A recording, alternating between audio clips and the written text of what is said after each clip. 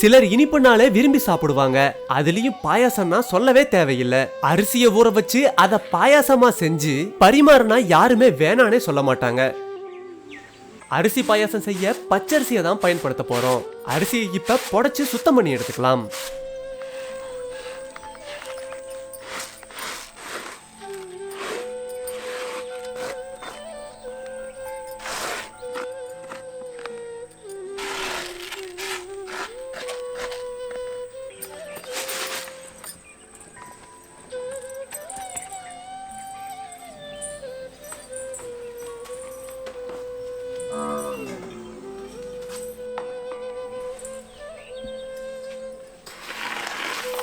இப்ப சுத்தம் பண்ண இந்த பச்சரிசிய 1 டம்ளர் அளவு எடுத்து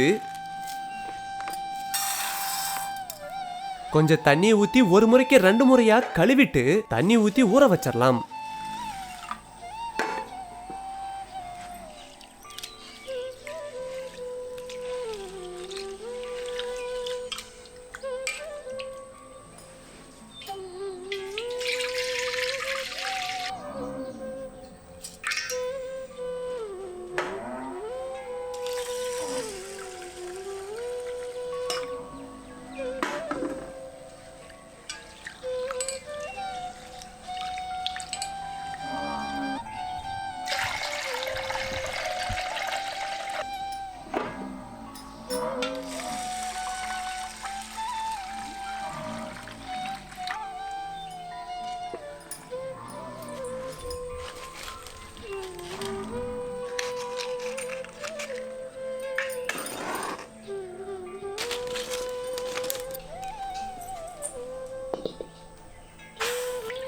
இப்போ ஒரு பாத்திரத்துல 1 லிட்டர் பசும்பாலை ஊத்தி சூடு பண்ண ஆரம்பிச்சிடலாம்.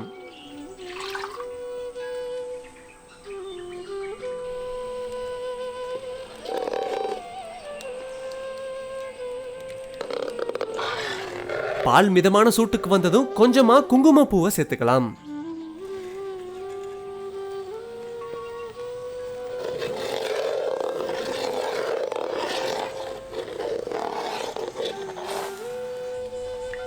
பால் இப்ப நல்லா கொதிக்க ஆரம்பிச்சிருச்சு. இப்ப ஊற வச்சிருந்த அரிசிய பாலோட சேர்த்துக்கலாம்.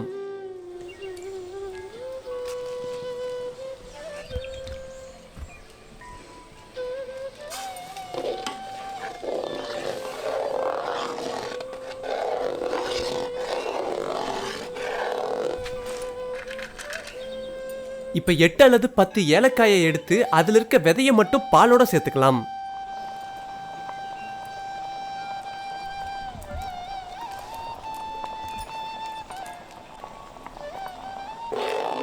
அரிசி சேர்த்த பிறகு அடி பிடிக்க ஆரம்பிச்சிரும். அதனால தொடர்ந்து கிண்டி விட்டுக்கிட்டே இருக்கணும்.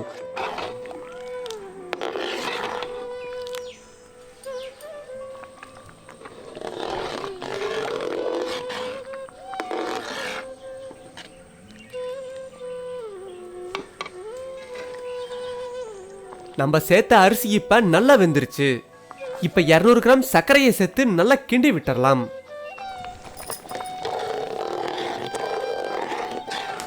நம்ம சேர்த்துக்கிட்ட சர்க்கரை கரைஞ்சு ஒரு கொதி வந்ததும் பாயாசத்தை இறக்கிடலாம்.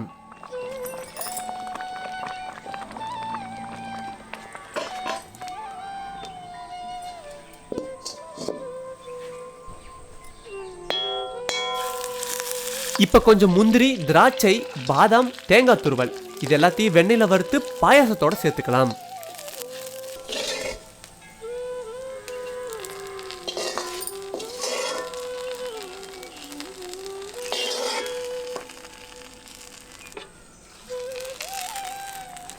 அரிசி பாயாசம் இப்ப தயாராயிடுச்சு. அரிசி பாயாசம் தித்திப்பா சாப்பிட அவ்வளவு அருமையா இருந்தது.